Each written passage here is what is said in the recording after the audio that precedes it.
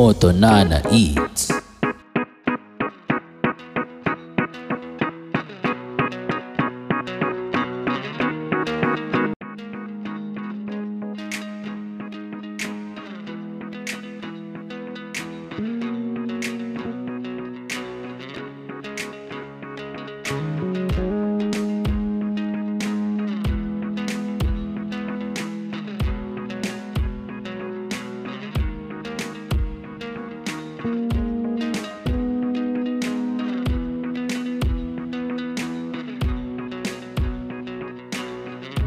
Moto Nana Eats.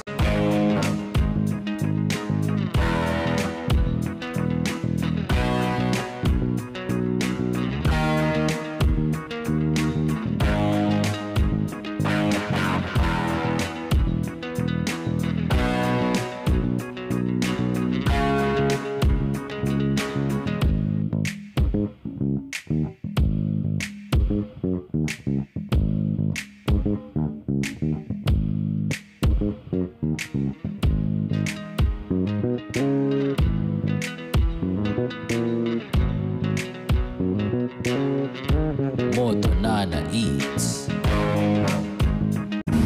What's up mga kanomams? Nandito tayo sa party ng Kainta kung saan sinugod pa namin to para lang dahil nakikita ko rin tong spud potato as they call it. So finally nahanap natin yung kanyang stall. Yan. Alam ko meron pa nito sa Taytay, di ba? Sa Iglesia ni Cristo, sa Taytay, meron pa daw doon na spud potato. So ayan si ate. Mamaya papakita natin si ate, busy pa siya. Baka mataranta siya.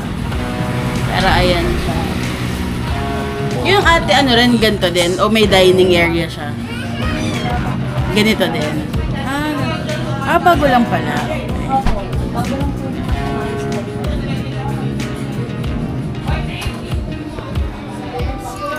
So live natin titikman ng kanilang spud potato. Is it yay or nay? Let's see.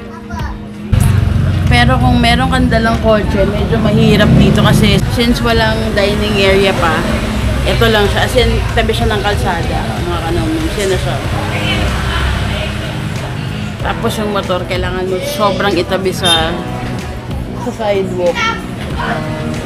Kasi kapag dalawang sasakyan ng dumaan dito, medyo mahirap. So, we've heard some na masarap daw dito sa spud potato. So, we'll try it. Grabe, nakagito kayo mga patatas ng lalaki. Mga kanomams, game naman tayo sa kahit ano. So, baka kainin namin ito sa dito, Kekahel o sa hagdanan na lang dito or dito. So, mga kanomams, ito yung spud sea. Init. Kita nyo ba? Oh, amazing. Ayan. Ito yung spontaneous. Meron siyang, jalapenos.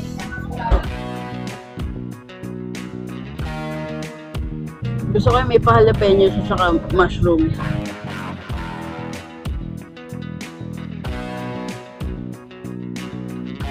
Moto Nana Eats.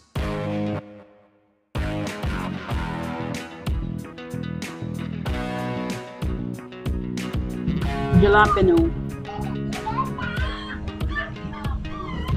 Taste natin yung spud sea.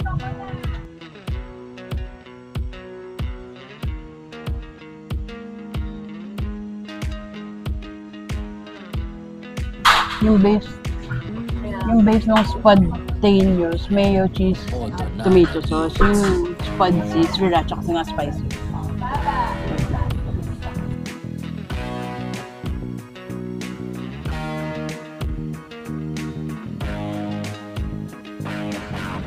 Sa mga kanomams, yung spud sea, lasa siyang arroz a la cubana.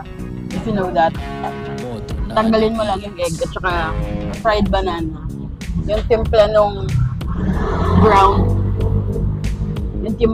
ground beef. Or ground pork. Or kung ano naman yung ground yun yung last nila. But this I like. Parang bumagay siya. Pero ito, napansin ko yung texture niya. Para siyang mashed potato. buo, medyo buo yung potato pa niya. Hindi siya like mushy o na mix siya.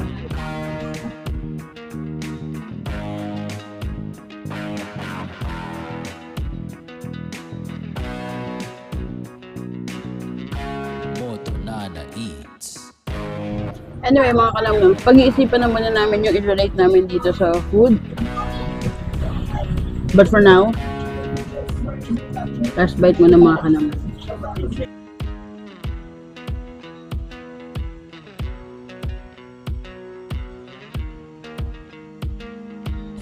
That's it, Pansit. And it's a wrap. Bye!